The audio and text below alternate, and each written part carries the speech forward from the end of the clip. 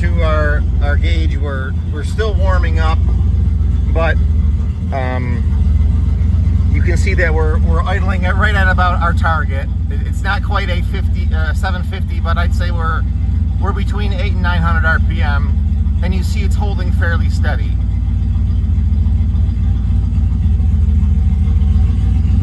And if I give it a change in speed, there's a little overshoot, and then it kind of comes back to normal. So I think I might need to raise my D term a little bit more to get that little oscillation. Not that it's terrible, but that could probably be tuned out a little bit.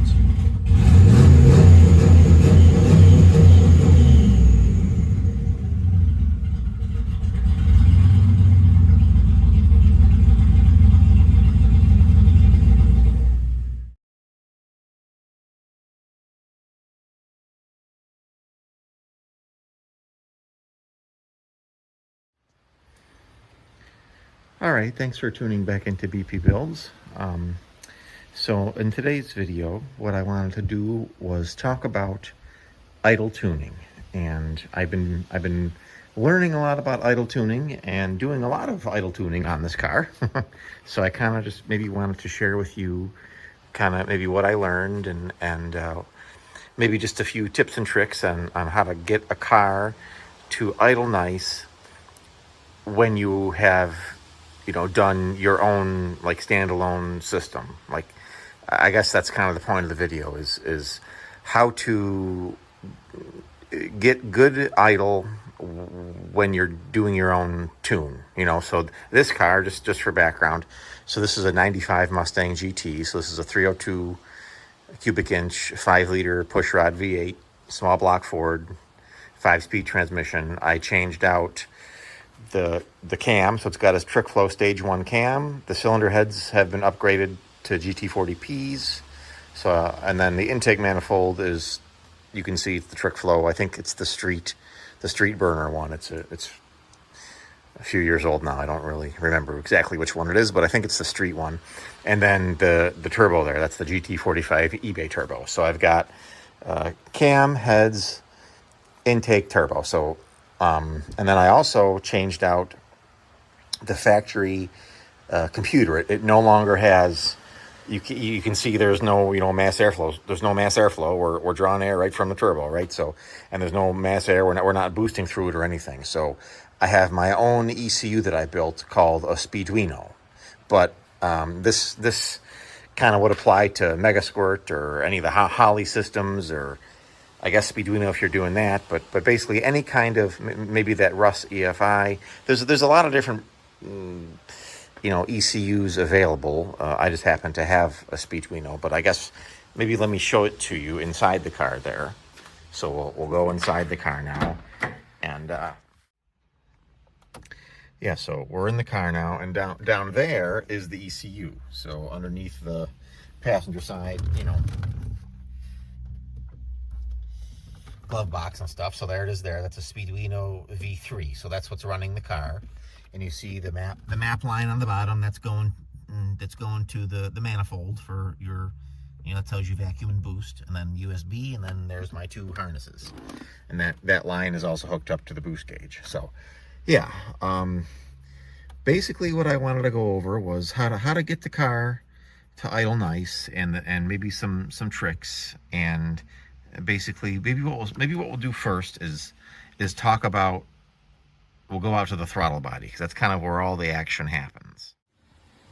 Yeah, so we're back out at the throttle body, and as you can see on this car, I did change to an aftermarket upgraded, I think that's a 75 millimeter throttle body. It's larger than the stock one, but it's functionally the same as the stock one. So there are basically, I'll say 2 adjustments that you can make, and then 1 adjustment that the computer is making. So the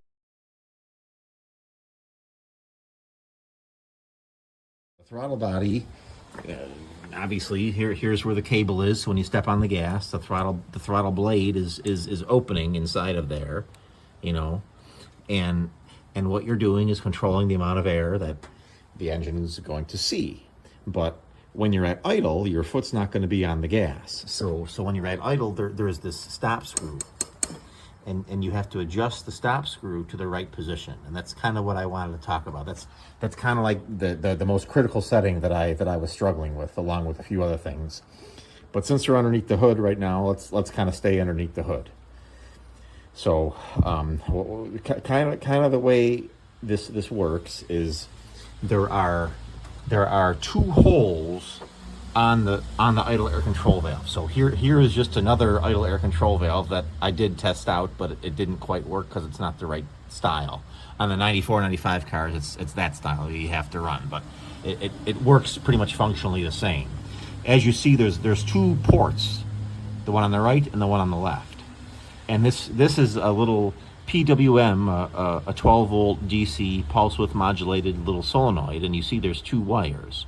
One of those wires receives 12 volts anytime the ignition key is in the run position, 12 volt positive.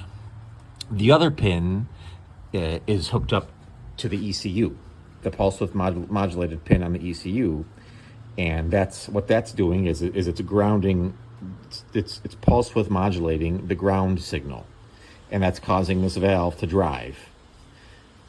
And you're basically using, if you look in there's like that little rubber plunger that can either further open these passages or farther choke off these passages. And what these passages do is this one, the front one, the one on the right, that way, is it basically gets its air before the throttle blade. So that's, the throttle blade is here, right? But you see that farther forward of the throttle blade is this fitting. So there's, if you were to take off this boost tube, there's a hole that goes directly here, and then there's a series of drilled passages inside this throttle body that the other side of the valve dumps after. So basically what you're doing with this idle air control valve is you're bypassing the throttle blade. You're basically using this little electric component to control how much air is leaking past the throttle blade and into the engine. So if you have this idle air control valve allowing more air to go through, the idle speed would increase. If you have less air, the idle speed would decrease. It's basically just electronically. It's basically an electronic throttle.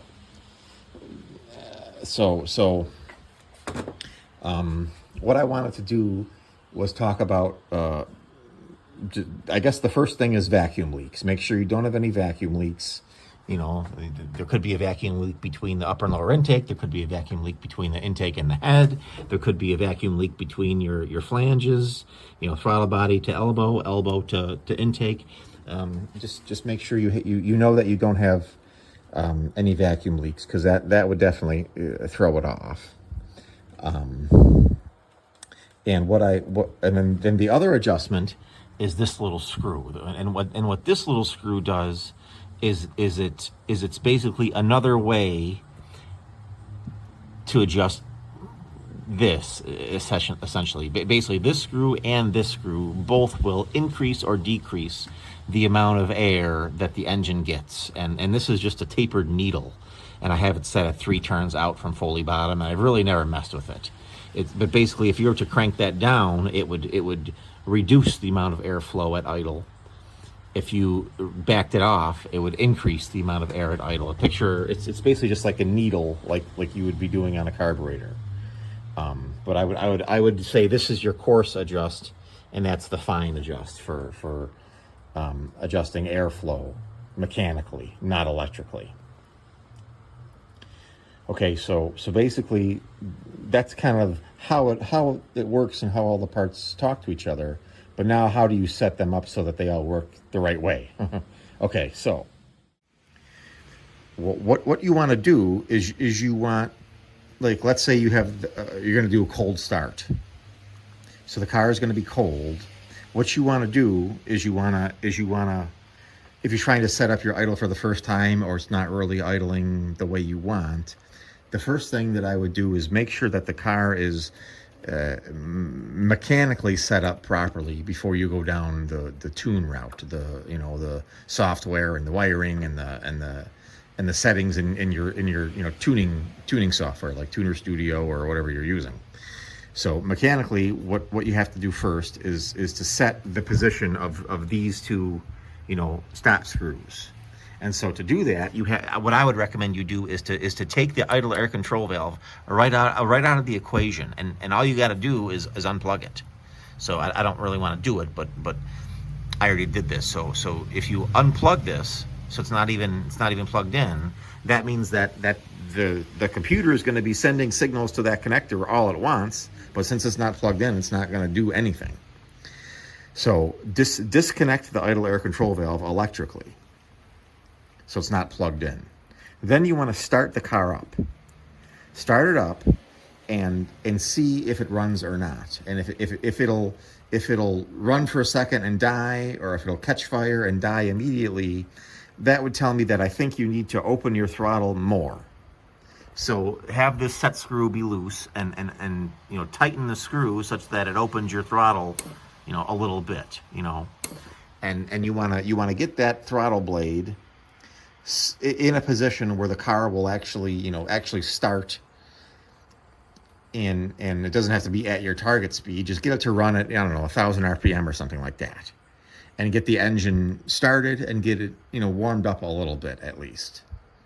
Then see where the RPMs are. If your RPMs are at about 1,000, well, I guess it all depends on what your target idle speed is.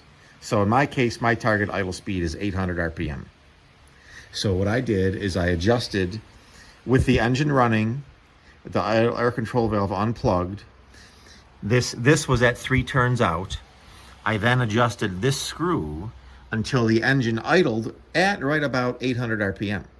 You want your idle speed without the valve even plugged in to be pretty close, I would say, within plus or minus 100 RPM. So let's say 700 to 900 RPM if your target is 800. So, and that was the first mistake I made when I was struggling with this before, is I thought that the idle air control valve could only increase RPMs. But as you can see, if you were to blow in this hole or blow in this hole, air would flow. The air will go either direction. And I had thought that an idle air control valve could only increase airflow, but no, it can do both. You see that in its powered off state, it will allow air. Yes, you can suck and blow through both of these holes. So that's why. So if it wants to slow down your engine, it will choke off the flow. If it wants to increase your engine speed, it will allow more flow. It can do both. So that's why you want to set your mechanical screw pretty close to your target speed. That way, if the engine needs to speed up, it can. And that way, if the engine needs to slow down, it can with this valve when you plug it back in. You're just trying to set the mechanical orifice, I guess. The orifice would be this in this case. You want to set your orifice to control the amount of air that the engine is ingesting at idle, without the electronics even in place. So once you've got that established and the engine's running fairly smoothly at your target idle speed without the idle air control valve plugged in, then shut the engine off, plug it back in, and we'll go into the car and play with Tuner Studio a little bit. All right, so now we're back in the car. I've got the laptop plugged in to the ECU, so and then this is the active tune that I have. So the engine was running earlier. It was fully up to temp, but it's been sitting for maybe an hour, so we're cooling off. The first thing that you should be doing is making sure that your fuel and spark are both stable. So you see that what I've done is I have 0 to 6,000 RPM on the x-axis, and then this is load on the y. This is 100 kPa would be wide open throttle, and then here we're starting to build boost. But anyway, so you see that I also adjusted my RPM x-axis to have a little bit more resolution down in the idle. So I have 1, 2, 3, 4, 5, 6 cells just dedicated to the idle speeds. It probably didn't need to be this high of resolution, but what I'm trying to say is you wouldn't want to go like 500 RPM right up to 1,000. You'd want to have some control in your idle speeds. But you can see that down here in the low load, which would be high vacuum condition, throttle plate is closed as it would be during idle. So low load, low speed, you see that the fuel is all pretty much locked in to the same value. I don't have 35, 45, 38, 32, all of the fueling at the idle speeds at around idle are all the same. So I have consistent fueling. You want to make sure that that's the case. If your fueling is jumping all over the place, that's gonna compound the issue and give you problems. So that's the first thing. Well, the first thing was make sure that you have resolution at idle. Second thing is make sure the fuel is constant.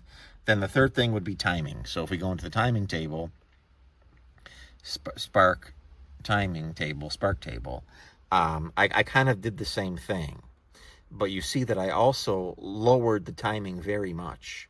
I lowered it down to, at first I had it at 10 degrees, and that was causing very, very erratic oscillating idle. It was vroom, vroom, vroom, vroom. Like the engine wouldn't idle. It wouldn't calm down. It was always oscillating, always hunting and jumping up and down. And I think that's because the higher you put your timing, the more torque the engine can make. So you want a fairly, I would say, calm engine at idle. You don't want it to be trying to build any significant power, just enough to keep the engine running and turn the alternator and stuff like that. So to keep torque production low and to remove that oscillation, you see I've got my idle areas locked in at 5 degrees. All right, so that's basically fuel and timing, and then the other thing is now we'll start getting into the idle settings. So if we go into idle control here, well, first we'll do idle RPM targets. You see what I did is the engine is cold at 75 degrees and fully, all the way hot. I went up to 241 Fahrenheit, right? So as the engine warms up, you see that the idle target speed is decreasing, settling out at 750. So when the engine's cold, I want it to be 1100, and then when it's fully warm, it idles down. So that, make sure you have that looking fairly decent. And then here we go here into idle control, which is kind of where the meat and potatoes, everything going on behind the scenes live. So PWM closed loop. So if you don't know what that means, open loop versus closed loop. So closed loop is basically, I just showed you my target. So the computer is going to say, all right, I know what my target is. Is my engine at that target? Then it's going to say yes or no. If it is, then it will make no adjustments. But if the answer is no, I'm not at that target, it will make an adjustment. Then look at where it is versus the target and say, am I happy or not? It's basically just a control system that's going in a loop constantly. It's always basically checking to see where its position is based off of the command and the goal. And that's what we're doing here. So I have it in normal, run before start, no, and then for the forward valve, I found 120 hertz to be pretty darn good. It'll work around 90, but I think 120 I had a little bit better results. And then down here, we're not doing a stepper, we're doing a PWM. And then down here is basically how you tune it with the software electrically. So I think we should start down here, the minimum and maximum. This is kind of telling you, it's if you click this, it tells you the last sentence. This specifies the working range of your idle valve, essentially. So the valve can either, I have it set to be the farthest closed it can be is 4%. The farthest open it can be is 80%. If I had this at 30 before, and what that was doing was my thought process was, okay, when the cooling fans kick in and draw a lot of power on the alternator and load up the crankshaft, the car used to stall. So I increased this to 30, thinking, okay, that the idle air control valve is always going to be commanded to be open, and I wouldn't have to wait for the valve to open and then allow air in. It already would be held open. I wouldn't have to worry about that acceleration time. But I also had my RPMs too low. I had the set screw set so that the valve, the butterfly was too closed. Adjusting the set screw, opening that up a little bit, solved that problem. So PID stands for proportional integral derivative, PID loop. So the P term of the tune, the P term of the PID basically controls how fast the idle air control valve will respond. It basically says, let's say my idle is 1,000, my target is 800. It's going to try and close that error gap. That's an error gap of 200 RPM. It's going to try and close that as fast as it can. The higher you make that value. And it's telling you, note that 1 means 100, so this is percent. So I have it at 13% right now, whereas the value of 1.0 would be 100. So that's kind of the speed of the valve. I is steady state error. So let's say the car is idling at 900 RPM, and you really want it to be 1,000. You would increase the I to get you closer to your target. This is basically just, so let's say it drove from 1,000 to 900, and it's holding at 900. Well, you're a little bit off your target, so you'd bump up the I term, so it would drive from 1,000 to 800. You're basically trying to reduce the long-term steady state error. And then the D term is how you get a critically damped system to prevent overshoot. And if you've ever seen a car with bad shocks, it just kind of bounces. That's an oscillation that you're trying to eliminate. A shock absorber should, yes, the car should go over a bump, and you should see it go kind of have a critical damping. You don't want to see this constant up down up down up down.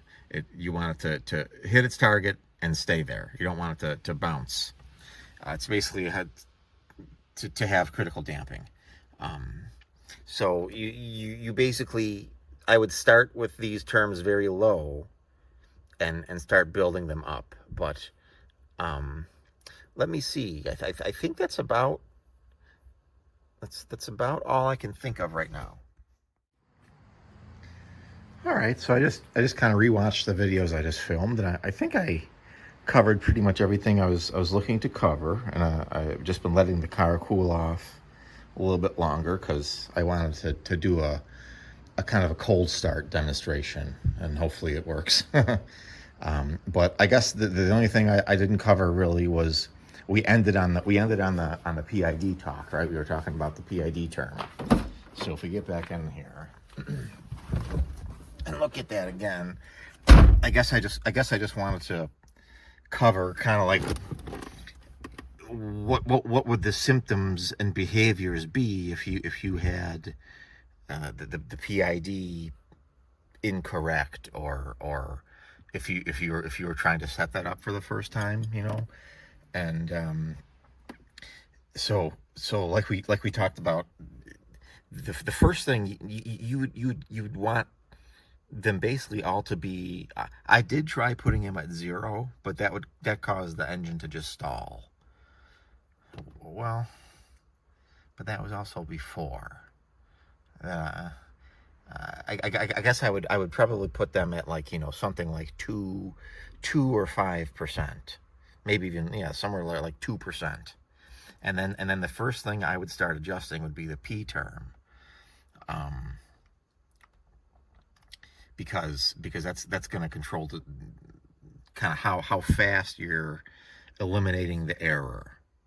But if you have that set too high, what it's going to do is it's going to be like, I guess the way I could think of that would be, let's say you're in a traffic jam on the expressway, and traffic is moving, you know, 8 feet at a time. Stop and go, stop and go. That would be like you taking your foot off the brake, flooring it to the floor to move 8 feet, and then slamming back on the brakes again. The idle air control valve is going to be driven so hard that you're going to blow right past your target, and the engine's going to try and stall because it had basically blown right past the slowdown target. You know, you went across the stop line and just rear-ended the guy in front of you, kind of a thing. Right? So it's always going to be trying, it's going to be battling itself because it's being driven too hard. So if you had like a real hard oscillation, your P is probably too high. So you want to start slow and adjust it slowly. If the I term, I think, was too low, I guess the first thing you're looking for is stability. You know, does it kind of stable out or not? And once you can get it to stop jumping around, I think that's why you want to set your setting. Maybe even now that you're like kind of in the ballpark, let's say you're kind of in the ballpark and you've got the engine fully warm, like 180 degrees, 190 degrees, unplug that idle air control valve and start it up and see what it's doing. You still want it to be, you know, at that point, all of your, you know, warm up enrichment should be off. You know, that's another thing to check. You know, you want, well, I guess, yeah, you still would want that. Like here, if I go to warm up enrichment, it's basically, I'm basically very simply saying, if you're below 120 degrees Fahrenheit, give it 20% more fuel, and then start tapering it off. So when you're at operating temp, there will be no enrichment because you're at 100%. You know, I'm basically giving it 20% more fuel when it's cold, and that's very crude, but it works.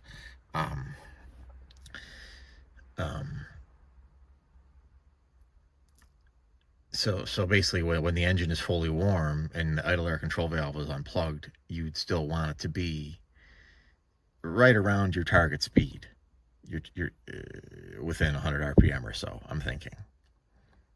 And that's this chart we were looking at before. So like here, you know, if the engine is fully warm, you'd want it to be somewhere close to that, to what you have put in there. Because if that's not correct, like what I was battling with before is I was setting the position of that mechanical screw so the blade was too restrictive, and the idle air control valve was trying to get it to speed up, but I don't think that it had the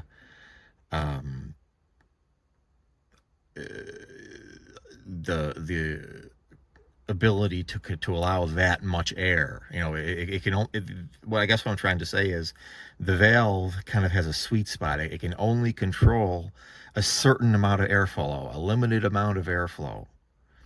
And if your adjustment window is we'll just pick the width of my gauges, okay, that's all you can control. But you've set the speed, like here. you're only going to get, you know, a third of its performance or something like that. Basically what I'm trying to say is you want to try and be centered in the valve's operating window, you know. So you want your performance to be mechanically set before you start relying on the electronic control. The electronic control should be like putting the final touches on it, making fine tune adjustments, kind of.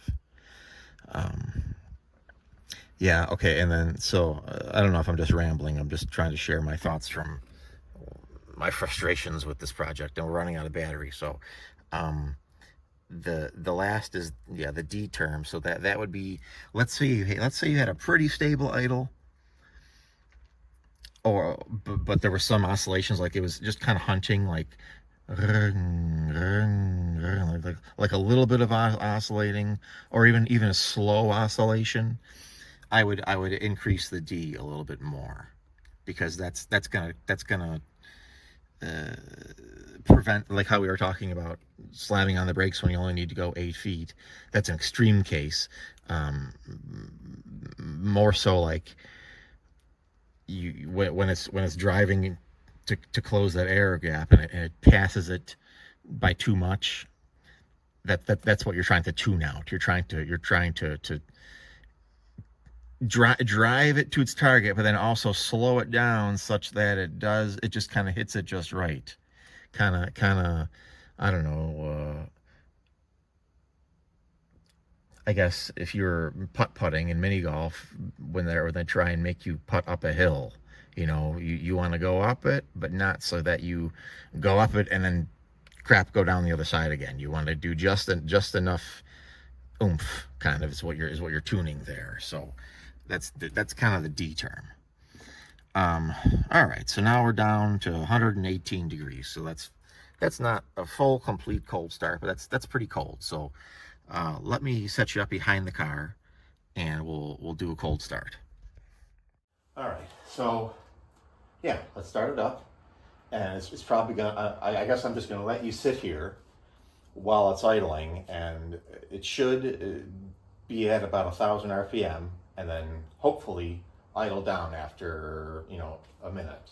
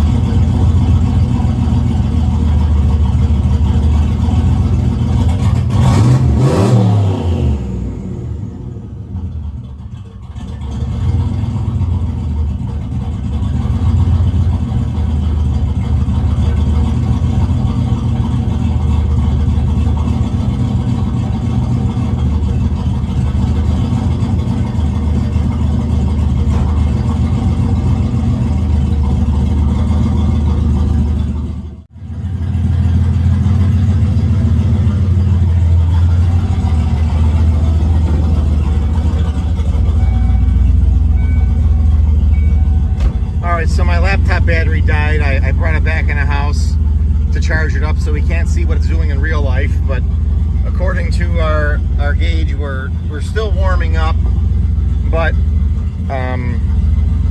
you can see that we're idling it right at about our target. It's not quite 750, but I'd say we're between 800 and 900 RPM, and you see it's holding fairly steady.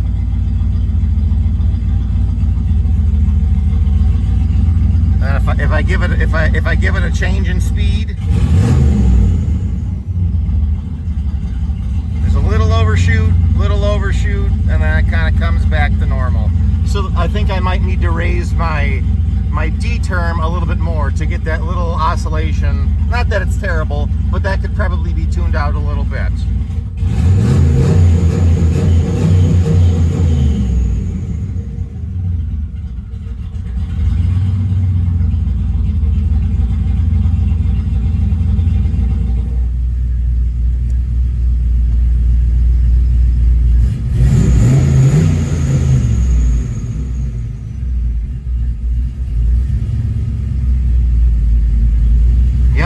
Okay, so that's a little trick I added there.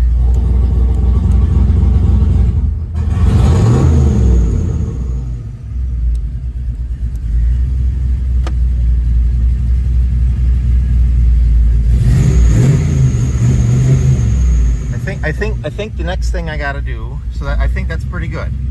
So I think the next thing I want to do is the during shifting is, I think I'm having a little hesitation, because remember, with fuel injection you don't have an accelerator pump, so you have to tune that in with the acceleration enrichment curve, which I think I have close, but it still needs a little.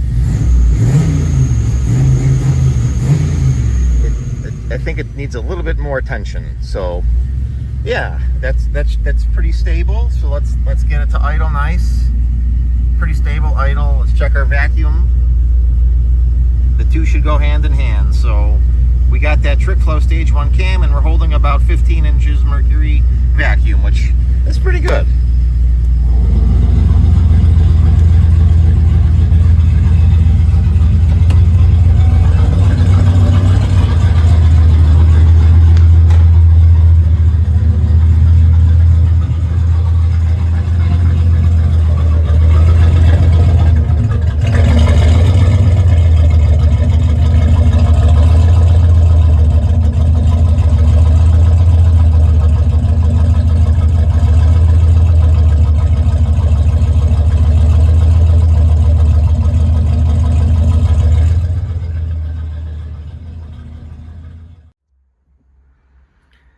All right, it's the next morning. My laptop battery died, so I charged it all night, and now we got full battery. So the car seems to idle good, but now we have a true cold start, right? So I would say that's pretty close to accurate. It's definitely in the high 50s this morning.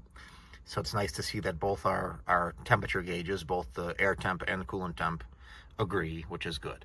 All right, so I think I just wanted to go into the idle control screen again, like we did, and we were doing that PID. So I think I need to up the D term a little bit. So I'm gonna bump it up so it's at 9%. Let's go. There's 10. That's 11. Let's go like 11%. Then we're gonna bump up the P a little bit as well. So yeah, we're in neutral, and we should be able to do a cold start. So I think we'll do it from inside the car. That way you can see what the revs do and everything, and if it tracks. You got a good shot of the sound yesterday. So unlock, clutch in, and then this is my little oil pressure and fuel pressure screen. So first we got to put the key in the ignition. So here it is here. I got it. On.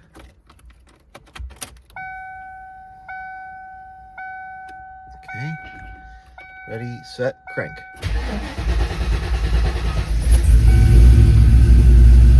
All right, so starts good.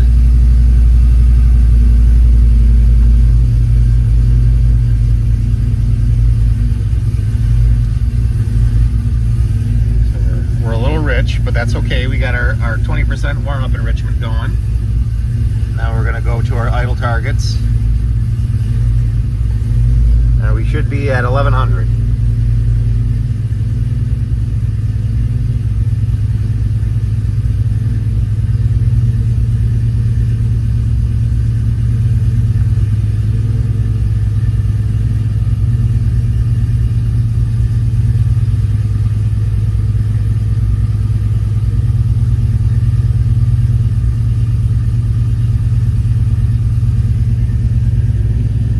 Got over 50 psi of oil pressure cold. That's good.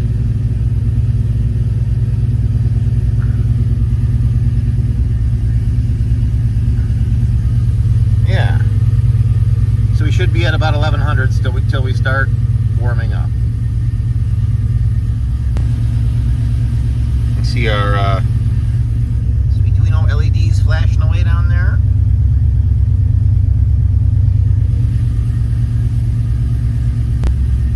Idle targets. So yeah, now we should be at about 1,000 RPM. Right on the money.